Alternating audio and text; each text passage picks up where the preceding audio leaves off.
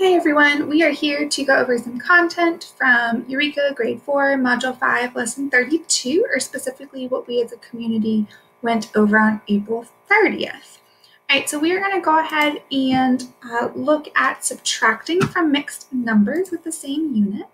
So let's go ahead and start with 7 and 1/4, and I'm going to take 3/4 away from that. I'm giving myself a little bit of space.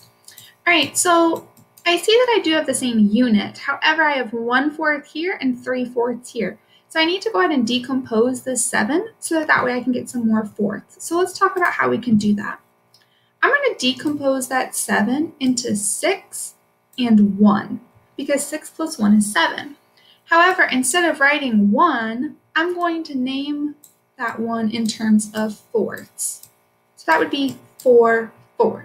Again, I have 6 plus 1 is 7. I have 6 and 4/4, which is the same as 1 whole, still giving me 7. All right, so this 7 I've renamed as 6 and 4/4, and I still have this 1/4.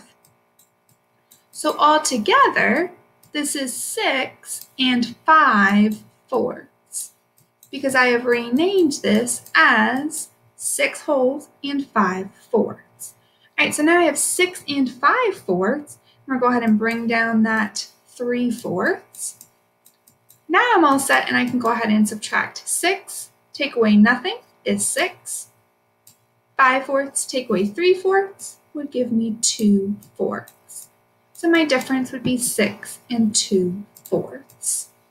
Let's do another one. This time let's do 8 and 3/8. And I'm going to go ahead and subtract from that 5/8. All right, I have the same sort of dilemma. I have 5/8 that I want to take away, but currently I only have 3/8 shown in how I've named this value. So let's go ahead and decompose this 8 into more 8s. I'm going to take 1 away from 8, 7.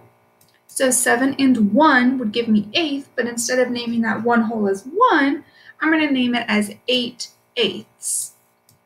Again, I still have that same value as 8 because 7 plus 1 is 8, just like 7 and 8/8 is 8. And I still have that 3/8. So now all together, I have 7 and 11/8. Now it's important to remember that this 7 and 11/8 is the same as 8 and 3/8. Same value, just different representation. Right? I am still taking away that 5/8. 7 take away nothing would give me 7. 11/8 take away 5/8 would give me 6/8. Let's go ahead and do one more, this time looking at subtracting a mixed number from a mixed number. Switching back to blue, let's go ahead and do 11. Ooh, I'm still on my eraser. There we go. Let's go ahead and do 11 and 3/5. And I'm going to subtract from that 4 and 4/5. All right, so although I see that I have enough wholes in my total, I don't have enough fifths. So let's go ahead and decompose. I'm going to turn this 11 into 10 and 1, naming that 1 whole as 5/5. Remember, my value is not changing. 10 and 5/5 is the same as 11 because 10 plus 1 is 11. I've just named it differently. And I still have this 3/5 as well. All right, so now I have 10 and 5/5 and 3/5. So I'm going to rename 11 and 3/5. I'm going to rename that value as 10 and 8/5.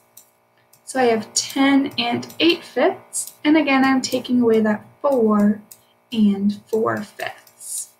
All right, let's think this through. I need to go ahead and subtract my like terms. So I have 10 take away 4. 10 take away 4 would give me 6. And I have 8/5 take away 4/5. 8 take away 4 is 4. And my unit is fifths. So I would get 6 and 4/5.